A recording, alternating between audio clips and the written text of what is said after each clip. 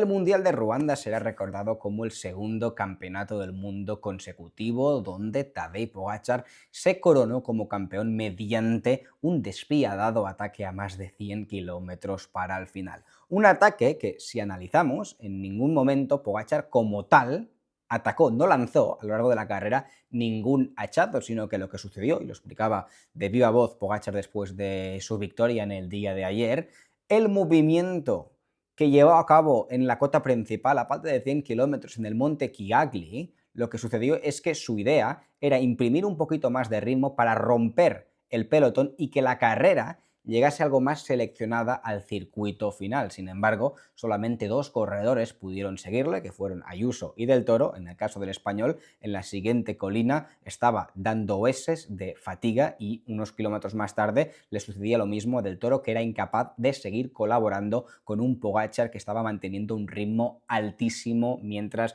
andaba en fuga. Por lo tanto, Pogačar ganó un mundial mediante una cabalgata de 100 kilómetros sin necesidad en ningún momento de lanzar ningún cambio de ritmo. Esto habla de la superioridad de un Pogačar que en el vídeo de hoy vamos a analizar. Hablaremos de su victoria, vamos a meter el bisturí en momentos claves de la carrera y lanzaremos las 5 conclusiones de un mundial que ya ha entrado en los anales de la historia. Vamos allá, chavales. Yo soy Marc Figueras y esto es El Sello Ciclista.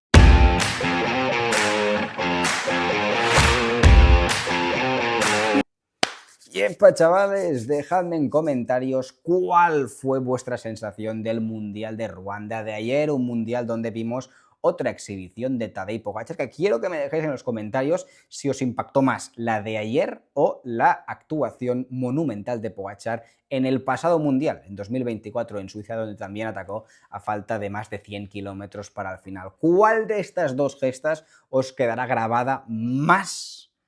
profundamente en vuestra memoria? Os leo en los comentarios y dejadme también cuáles son vuestras 5 conclusiones de este Mundial de Ruanda que fue sensacional. Os leo, chavales, en los comentarios. Suscripción, like al vídeo, vamos a ver si podemos llegar a los 1000 likes en el vídeo de hoy y sobre todo, suscribiros al canal porque, ojo, porque en el próximo fin de semana veremos la segunda parte de este Mundial, veremos el Campeonato Europeo en Francia, un trazado que han diseñado que es realmente exigente y que en los próximos días, por eso os digo que os suscribáis, vamos a analizar, hablaremos de la competencia, de los corredores que participarán, porque estará, por supuesto, Evenepoel, Pogačar, veremos o no la revancha, veremos o no otro recital del esloveno, pero a una fiesta que no solamente estará corriendo Del Toro, Juan Ayuso, sino que también se le añadirá un invitado de lujo como es Jonas Vingegaard, el ganador de la Vuelta a España, tomará partido en la próxima edición del Campeonato Europeo, reforzando un equipo como el danés que no lo hizo para nada mal con Skelmose, que fue cuarto en este Campeonato del Mundo. Así que Skelmose, de la mano de Vingegaard, un equipo muy fuerte que veremos si pueden plantarle cara al todopoderoso Pogačar, que por supuesto vamos a hablar bastante de él en el vídeo de hoy. Like, chavales, suscripción y vamos a por las 5 conclusiones, a ver si las habéis redactado ya, en los comentarios, os voy a leer después del vídeo. Mi primera conclusión, para algunos podéis pensar que es algo osada, yo estoy muy convencido de ella, es que después de este Campeonato del Mundo, Pogačar y Eddy Merckx comen en la misma mesa. Pogačar ya estaba claro en las últimas temporadas que es un ciclista que pasaría a la historia como uno de los mejores de todos los tiempos. Yo, sin embargo, después de la temporada pasada, daba por sentado que se encontraba en el segundo peldaño de la historia. O sea, en el primer cajón de los históricos está Eddy Merckx por palmarés. Ahora veremos algunas estadísticas comparando al esloveno y al belga, pero en el primer escalón, después de la temporada pasada, yo seguía poniendo en solitario a Eddy Merckx. Y en el segundo yo ponía a históricos como Bernard Hinault, Fausto Coppi y Tadej Pogačar. Ya lo ponía en un segundo escalón de históricos después de esta temporada, donde está consiguiendo unos números merxianos, para decirlo de alguna manera. No sé quién es mejor de los dos, pero lo que estoy convencido es que Pogačar y Eddy Merckx comen de la misma mesa. Lo de Merckx tenía muchísimo mérito, pero hacer lo mismo, replicar lo que hacía Merckx actualmente, creo que es incluso más complicado, porque En la época de Merckx, en primer lugar, era un ciclismo no tan global. O sea, Merckx se enfrentaba a ciclistas compatriotas suyos de Bélgica, algún holandés, españoles, italianos, algún francés, y deja de contar. Actualmente el ciclismo es un deporte mucho más global, donde los rivales de Pogačar salen de rincones mucho más globales, de Sudamérica, como es el caso de Del Toro y los colombianos, de Europa por todas partes, británicos, que no habían británicos en aquella época, como Pidcock, ciclistas, por supuesto, de los principales países con tradición ciclista, como España, como Italia, como Francia, pero también ciclistas de rincones africanos, incluso de Asia. O sea, es un deporte más practicado a nivel global, por lo tanto la competencia es mayor actualmente y sobre todo lo que me hace romper una lanza en favor de Tadej Pogačar es que llevar a cabo los mismos recitales que lograba Merckx hace décadas atrás con el ciclismo actual más global, pero sobre todo más especializado, es una auténtica salvajada. O sea,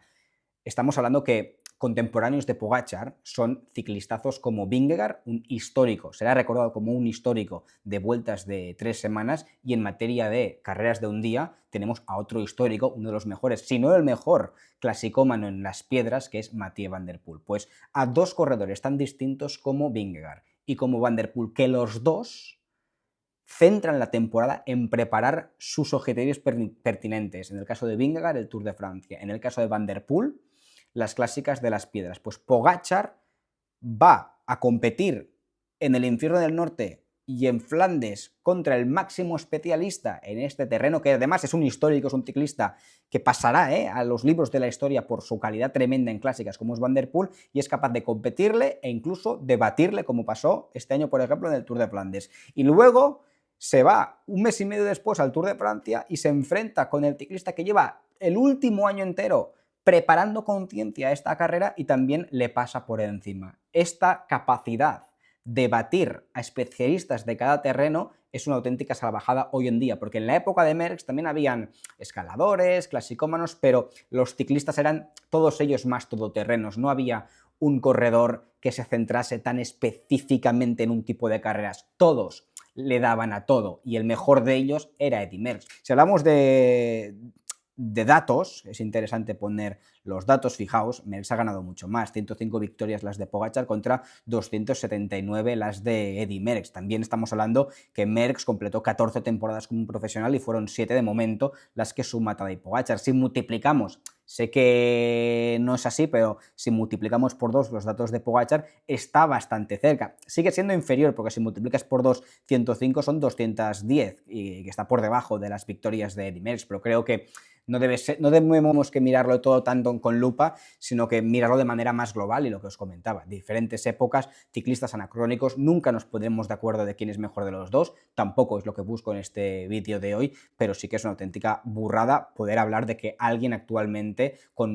viendo cómo funciona el ciclismo en la actualidad, está tan cerca de estos números de Eddy Merckx, y lo que comentaba el propio Caníbal, el año pasado decía, yo gané mundiales, pero nunca atacando a falta de 100 kilómetros para el final. Esto es una auténtica salvajada. El propio Merckx, seguro que internamente y en público, que es un tipo algo soberbio muchas veces, ha admitido que Pogačar es un corredor que le ve como su predecesor, un ciclista que come en la misma mesa que él. Estoy convencido que Merckx estaría de acuerdo. Fijaos los datos de Pogačar y de Merckx, en verde Merckx, en azul Pogačar, a los 27 años, estos son los puntos que ambos sumaban, más o menos van de la mano, y esto, poder competir con los datos de Merckx actualmente, con este ciclismo actual, yo lo veo una auténtica salvajada. Para mí, Pogačar come en la misma mesa que Eddy Merckx, esta es la primera conclusión, y creo que muchos pensaréis lo mismo. Segunda conclusión,